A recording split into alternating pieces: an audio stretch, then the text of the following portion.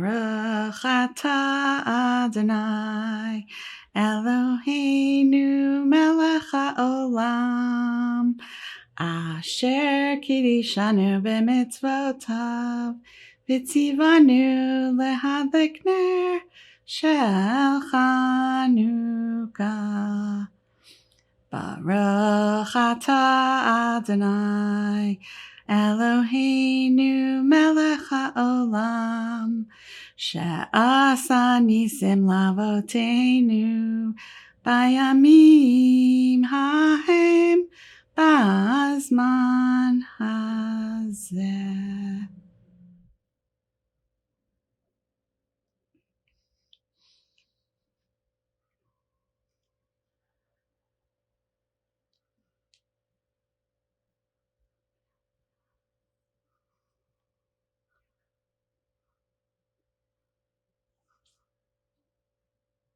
Happy Hanukkah, everybody! I'm going to share one of my favorite Hanukkah books.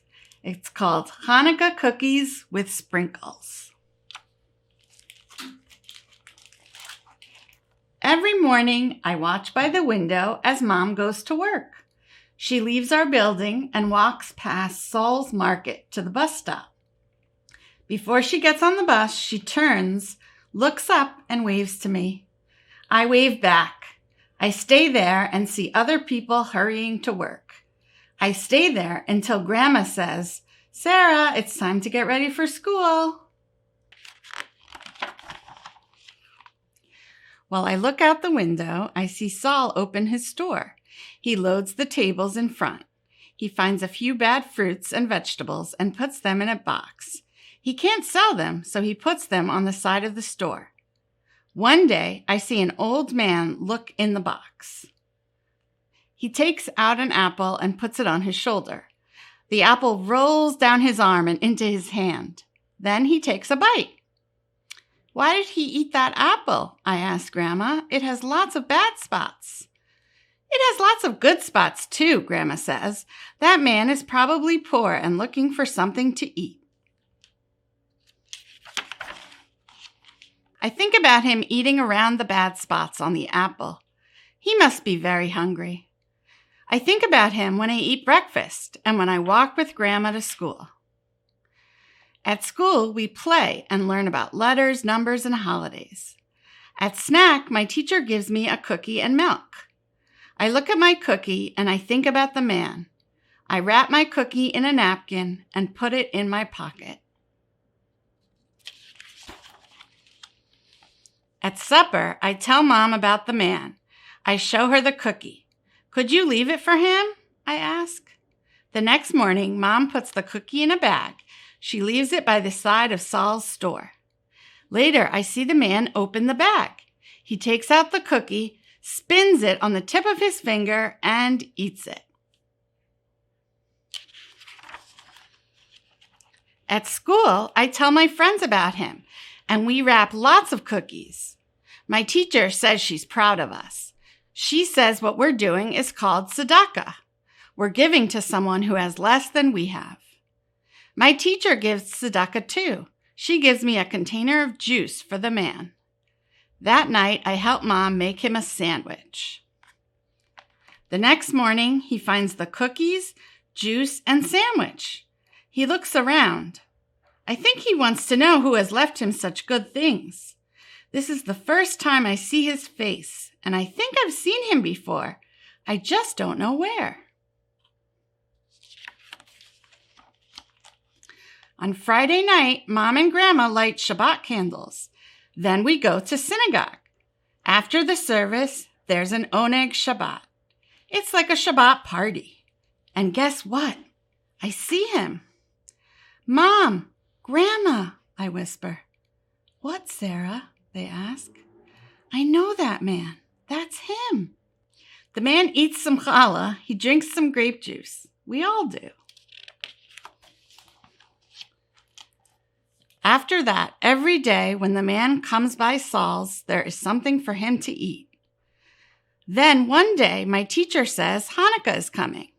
I love Hanukkah. It's a happy holiday. On Hanukkah, my teacher says, we light candles for 8 nights. We remember the fight for freedom many years ago. We remember the fight so Jews could light Shabbat candles and study the Torah. We also remember how a small bit of oil burned and burned. She gives us each some tiles, bottle caps, paint, and glue. We're making menorahs, she says.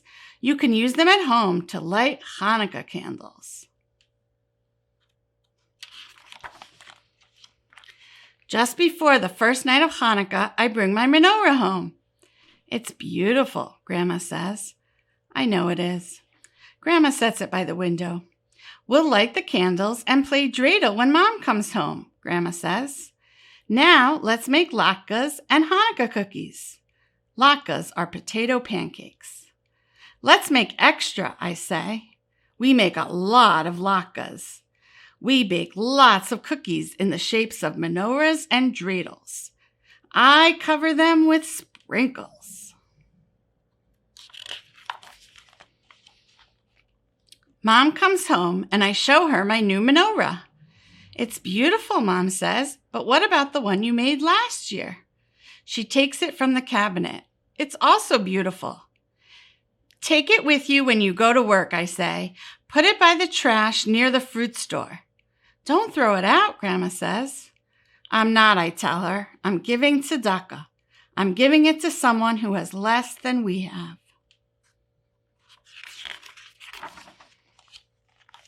The next morning, the man takes the menorah out of the bag and looks at it. There are also latkes, cookies with sprinkles, and Hanukkah candles. I see that the man's cheeks are a little wet. I hope those are happy tears. On Friday, Mom and Grandma prepare a special Shabbat and Hanukkah dinner with lots of good things to eat. At synagogue that night, I want to invite the man to our house for dinner. But Sarah, Mom says, we don't know him. He's a stranger. Please, I say. Mom and I speak to the rabbi. He knows the man. His name is Morris Berger, the rabbi tells us. I've known him for a long time. He's here every Friday afternoon to set up the chairs. After Shabbat, he puts away all the books. The rabbi introduces Mom and me to Mr. Berger. Mom asks him, would you like to join us for a homemade Shabbat and Hanukkah dinner? Please, I say. Mr. Berger smiles. He comes home with us. He talks a lot during dinner. He lives nearby in a small apartment. He once worked in a circus. He shows me some tricks the clowns had taught him. He juggles some small pieces of challah. Then one by one, he catches each piece of challah in his mouth and eats it. I wish I could juggle.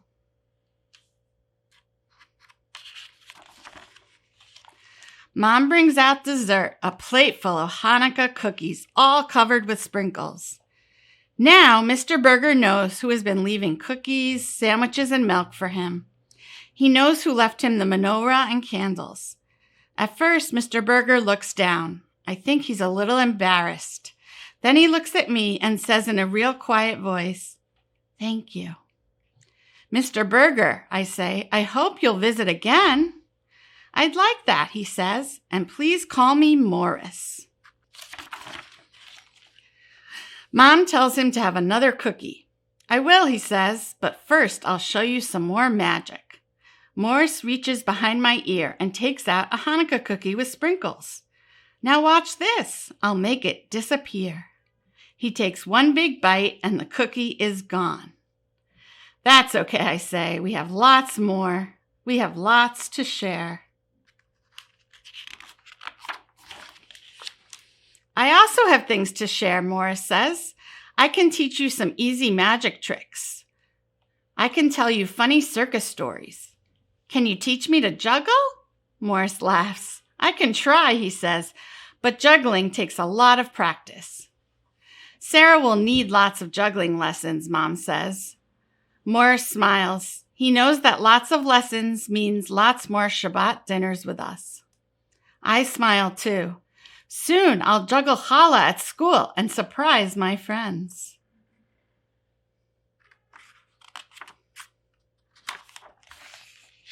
The end.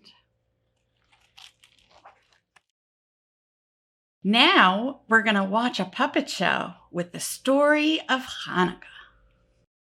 Many, many years ago, there was a king named Antiochus. He ruled over many lands, including the land of Israel.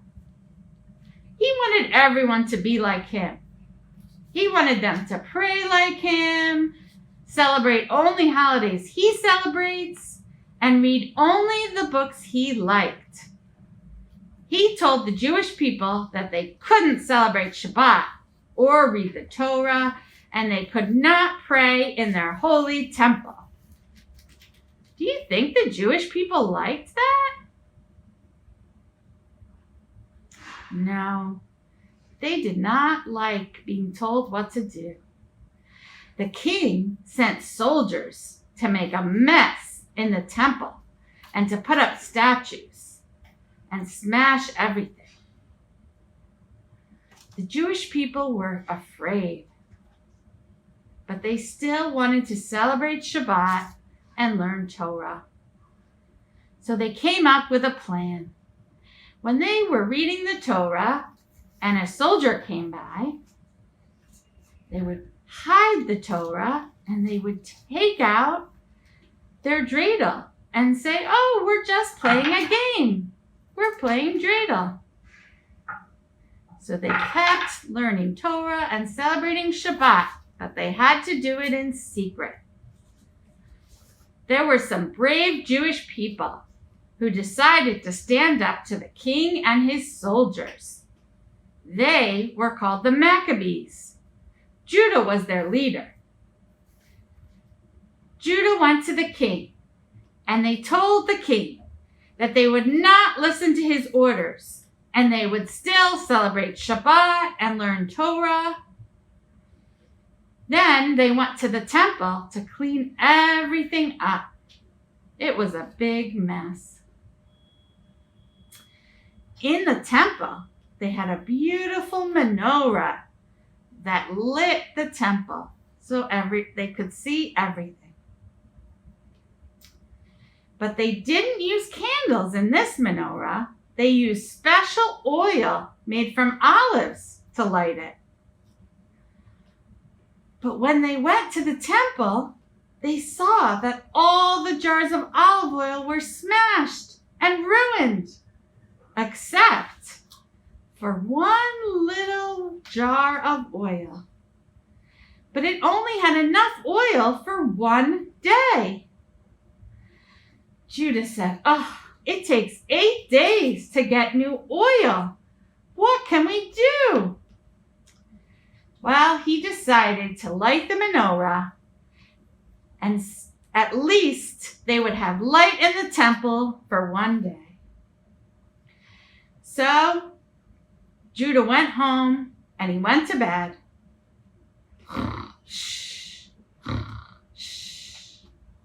And when he woke up the next morning, he went to the temple and he was shocked. He said, "Oh my goodness, look, the menorah is still burning. It wasn't supposed to burn for more than one day, but it's already day number 2 and it's still burning. What a miracle." Judah was so happy. He spent all day in the temple. Then he went home and he went to bed.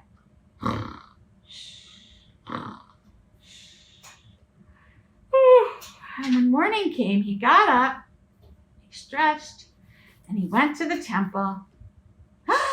Oh my goodness! It's a miracle! The menorah is still burning. It's already been 3 days, and it's still burning. What a miracle! Judah was so excited. Judah came back.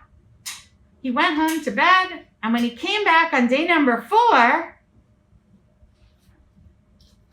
it was still burning. What a miracle! And then he came back on day number, what comes after 4? Oh,